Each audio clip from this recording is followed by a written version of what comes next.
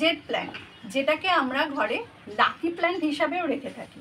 এই jet plant যেমন দেখতে সুন্দর হয়, তেমন ঘরকে সাজিয়ে রাখলেও ঘরও দেখতে খুব সুন্দর লাগে। কিন্তু এই জেট প্ল্যান্টের একটি বিশেষ সমস্যা প্রায় মানুষই ফেস করে থাকে, সেটা হলো রুট রট আর পাতা হলুদ হয়ে যাওয়া।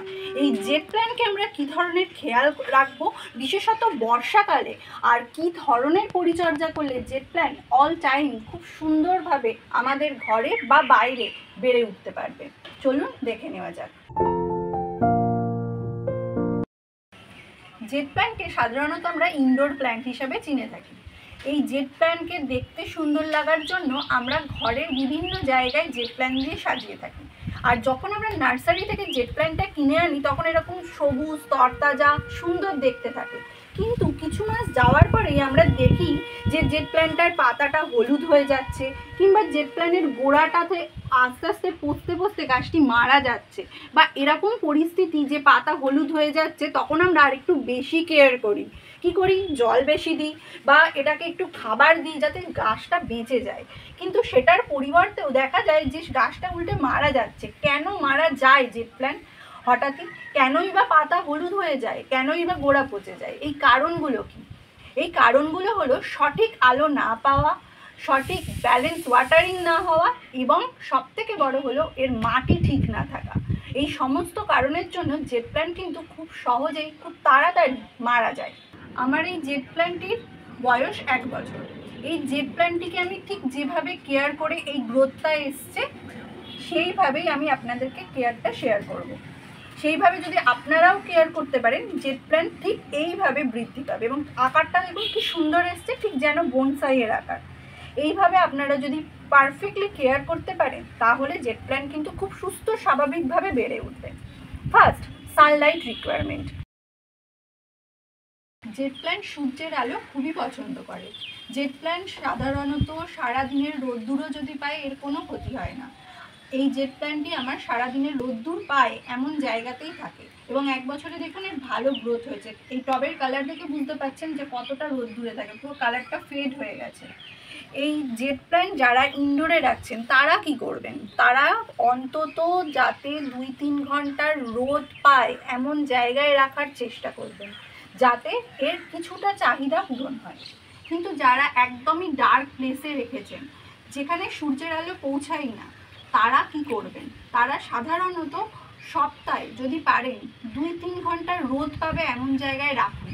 রাখার পর সেটাকে তুলে এনে আবার আপনার যেখানে কর্নার ডার্ক প্লেসে আপনি প্লেস করেছেন সেখানে রেখে দিন। তাতে দেখবেন যে জেট প্ল্যান্টটা আগের থেকে অনেক বেশি সুস্থ এবং হেলদি হয়ে উঠছে। এবং যারা কাজের ব্যস্ততার কারণে ডার্ক প্লেস থেকে একে বের করে রোদ্দুরে রাখতে পারছেন না, তারা কি করবেন? তারা এমন জায়গায় রাখুন যেখানে ব্রাইট আলো অল টাইম আসছে, সেই জায়গায় এই জেট প্ল্যান্টকে রাখুন।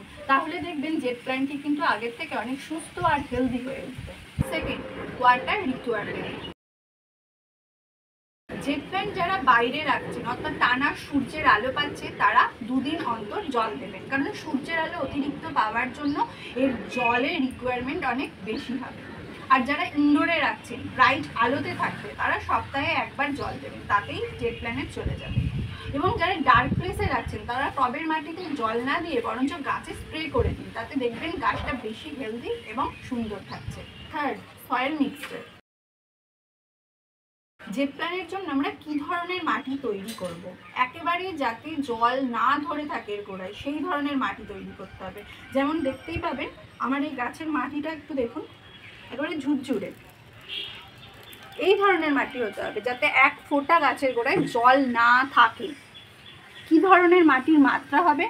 10% নেব গার্ডেন সয়েল, 20% নেব ভার্মি কম্পোস্ট, আর 20% নেব আমরা কোকোপিট, এবং 50% নেব আমরা স্যান্ড, যেটা আমরা বাড়ি তৈরির ক্ষেত্রে ব্যবহার করি।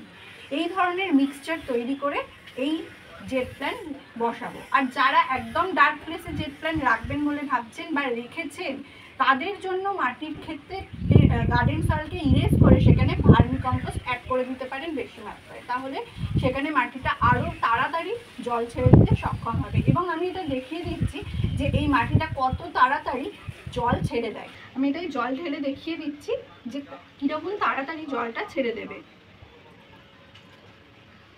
পুরো জলে ভরে দিলাম টবটা। আর একটুও কিন্তু থালায় জল নেই, তাহলেই বুঝতে পারবেন যে কতটা তাড়াতাড়ি জলটা ছেড়ে দিতে সক্ষম হচ্ছে আমার এই মাটিটা, যাতে জেট প্ল্যান্ট খুব সুস্থভাবে থাকে এবং কোনো আর্দ্রতা খুব সহজে ধরে রাখতে পারবে না।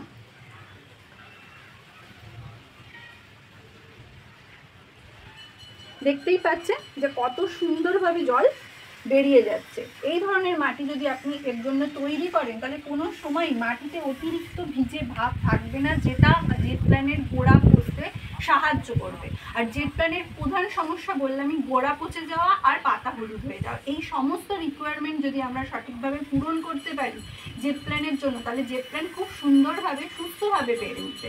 আর একটা কথা, জেট প্ল্যান, একটি জেট প্ল্যান থেকে কিন্তু আপনারা অনেকগুলো জেট প্ল্যান বানাতে পারবেন বাড়িতে ইজিলি।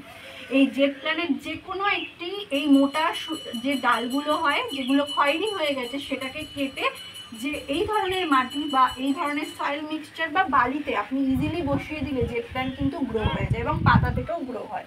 আপনাকে দেখিয়ে দিচ্ছি, এই যে দেখুন কি সুন্দর প্রোপোগেট হয়েছে জেট প্ল্যান্টটি, একটি ছোট্ট কাণ্ড থেকে এতটা বড় হয়েছে। আপনাদের সঙ্গে পারলে কোনো সময় প্রোপোগেশন নিয়েও এই একটি ভিডিও শেয়ার করব।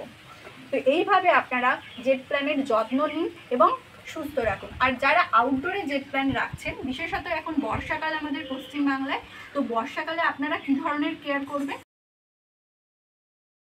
আউটডোরে জেট প্ল্যানকে রাখছেন, পশ্চিমবাংলায় এখন বর্ষাকাল ঢুকে গেছে, তো অতিরিক্ত বর্ষা, তো যখন নিম্নচাপ হবে তখন জেট প্ল্যানকে ভেতরে রাখার চেষ্টা করুন, কারণ জেট প্ল্যানের অতিরিক্ত আর্দ্রতা কিন্তু ক্ষতিকর। তাই জন্য অতিরিক্ত বৃষ্টি হলে জেট প্ল্যানের মাটি যতই যেরকমই আমরা তৈরি করি না কেন, মাটি কিন্তু একটা আর্দ্রতা ধরে রাখবে, যেটা জেট প্ল্যানের ক্ষেত্রে ক্ষতি হবে এবং পাতা হলুদ হয়ে যাবে খুব সহজেই, জেট প্ল্যান গলে পচেও যেতে পারে। তাই জন্য অতিরিক্ত বৃষ্টিতে জেট প্ল্যান ভেতরে রাখাই ভালো। তো এইভাবে জেট প্ল্যানকে যদি আমরা ইনডোর বা আউটডোর যে কোনো স্থানে সঠিকভাবে কেয়ার করতে পারি, তাহলে জেট প্ল্যান খুব স্বাভাবিকভাবে খুব সুস্থভাবে বেড়ে উঠবে এবং বছরের পর বছর এটা ভালো থাকবে এবং আপনাদের কাছে একইভাবে বজায়মান থাকবে এবং এর থেকে প্রচুর গাছও আপনি তৈরি করতে পারবেন। ফোর্থ হলো ফার্টিলাইজার। জেট প্ল্যানে কী ধরনের খাবার দেবো? জেট প্ল্যানে খুব বিশেষ খাবার দেওয়ার প্রয়োজন হয় না। মাসে একবার আপনি যদি 1 চামচ বোনডাস্ট এবং তার সঙ্গে 1 চামচ ভার্মি কম্পোস্ট নিয়ে গোড়ায় দিয়ে জল দিয়ে দিন, এতেই এর চলে যাবে এবং সুস্থভাবে বেড়ে উঠবে। এর বিশেষ কোনো আর ফার্টিলাইজার দেওয়ার প্রয়োজন নেই। তো এইভাবে কেয়ার রাখুন। তো আজকের জন্য এইটুখানি, দেখা হচ্ছে নেক্সট ভিডিওতে।